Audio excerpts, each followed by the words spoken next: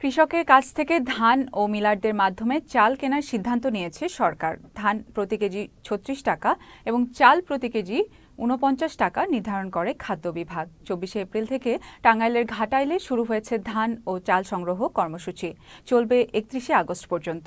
সরকারের এই সিদ্ধান্তকে সাধুবাদ জানিয়েছেন কৃষক ও মিলাররা। প্রতিনিধি মারুফ হোসেনের পাঠানো তথ্য ও ভিডিও চিত্রে বিস্তারিত ডেস্ক রিপোর্টে।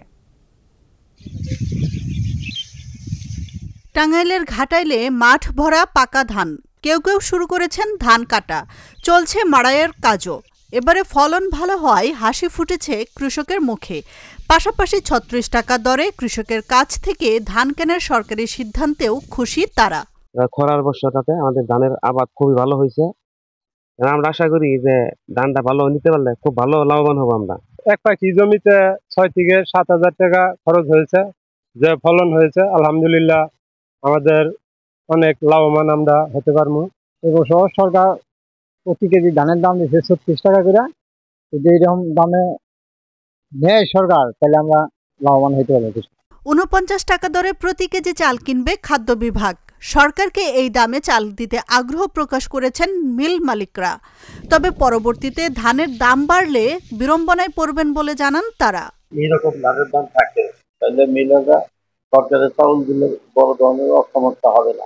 আর যদি পরবর্তীতে ধানের দাম বৃদ্ধি পায় তাহলে মিলারদের চাউল দিতে সমস্যা হবে। এবছর গভর্নমেন্ট যে আমাদেরকে রেট দিছে মোটামুটি ভালো, তাতে আমাদের মিলারদের লস হওয়ার সম্ভাবনা খুবই কম।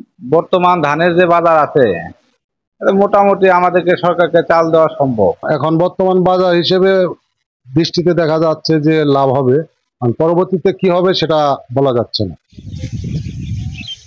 ধান ও চাল সংগ্রহে লক্ষ্যমাত্রা অর্জনে কাজ করছে বলে জানিয়েছে খাদ্য বিভাগ। এছাড়া কৃষকের ন্যায্য দাম পাওয়া নিশ্চিত করার পাশাপাশি ধানের মান নির্ণয়েও কৃষকদের সচেতন করা হবে বলে জানানো হয়। এই অর্থবছরে ধান সংগ্রহ ১৫২৩ মেট্রিক টন এবং চাল সংগ্রহ ১৩,৩২৪ মেট্রিক টন লক্ষ্যমাত্রা নির্ধারণ করা হয়েছে। ইতিমধ্যে আমরা ২৪ তারিখ চাল সংগ্রহ উদ্বোধন করেছি।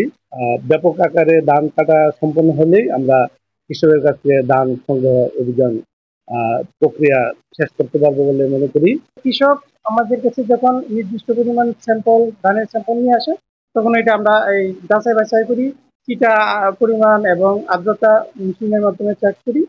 যদি বিনির্দেশ সম্মত হয় আমরা গোদামে নিয়ে আসতে বলি। বিনির্দেশের বহির্ভূত হলে পরামর্শ দিই যে এটা আর্দ্রতা আরো নিচে আনতে হবে, চিটা মুক্ত করতে হবে, তারপরে আমাদের কাছে নিয়ে আসতে বলি। সংশ্লিষ্টরা মনে করেন নির্ধারিত মূল্যে সরকারি গুদামে কৃষকের ধান বিক্রি করার বিষয়টি নিশ্চিত করার পাশাপাশি সংগ্রহ কার্যক্রম সুষ্ঠু হতে হবে। তবে চলতি বড় মৌসুমে সরকারের খাদ্য মজুত উল্লেখযোগ্য পরিমাণে বৃদ্ধি পাবে। আশরাফুন নাহার মালা, চ্যানেল এস নিউজ ডেস্ক।